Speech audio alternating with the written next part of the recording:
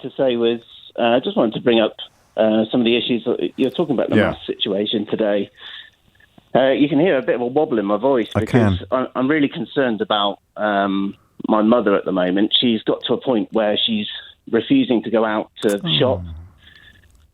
She was turned away from the banks a few weeks ago, which was the only way that she could get money out of the bank due to disabilities, mental health issues, and so on.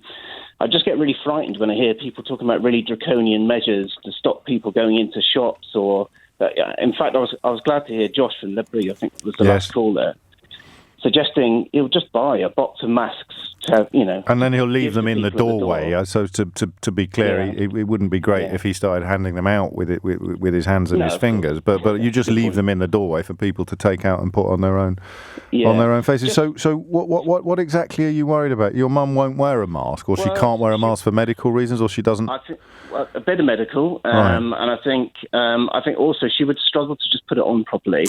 She's someone who struggles to take her own medication. So if I could cut a very long story short here, but ultimately I drove the 4 hours to see her this week. Yes. And 4 hours back afterwards as well. So she lives a long way away down in Cornwall. And she's been too frightened to go to a pharmacy to pick up her medication. So I had to go and do What's she frightened of, mate? What is she frightened of specifically, if that's not a silly question? If I can use her words, she said that every time that she goes into town, she gets people shouting at her, "Get away from me." Do you think she does? Get away from people. No, do you think? I mean, because I haven't come across that myself. What does? She will, because she hasn't got the spatial awareness that you and I would have, to be honest, mainly due to her mental health issues. And I think what I'm calling for is just for everyone to be aware, to have a think about those people that they might not look any different to you or I, but they have other issues that stops them from being able to really consider the mask issue. And I agree with you. I think there are 5 to 10% of people that are just refusing to do it just to be. But then you've got people who do you know, funnily enough, I hadn't thought of the mental health side of this issue, but I was wrestling with the physical health issue yesterday after the programme, and I did wonder whether I'm going to say this out loud. It might be really stupid, but that's what we're here. Yeah, exactly. You know how it works, Gary. I wondered whether we have things like the baby on board badges on the tube, whether or not people who are like asthmatics or epileptics or people who cannot wear masks for medical reasons can wear a little badge saying, I mean, your mum might not do that, may she? But it's...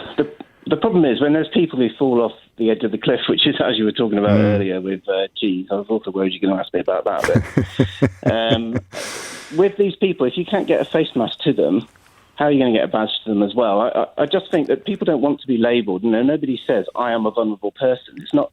I think asthmatics would. I think on the physical side, and that's why I draw the distinction so cautiously.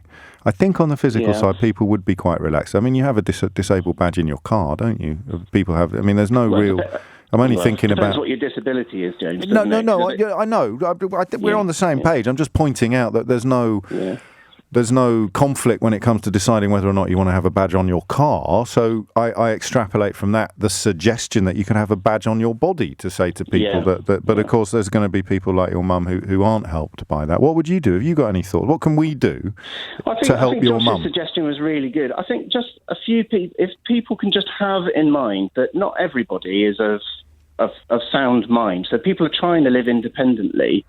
I think the more that we can cater for those people, it might dig into people's profits a little bit, but we're talking about profit as opposed to life. Yes. If people can do what, as Josh has said, I'm so glad that he came up before me. Just the idea of having something, if you can protect your customers, then you're helping their lives in so many different ways. I think that's solid, isn't it? Be aware of people who might not be autonomously able. Not willing. This is the difference between able and willing, isn't it?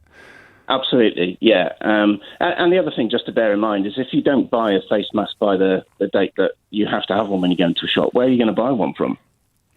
Very good point.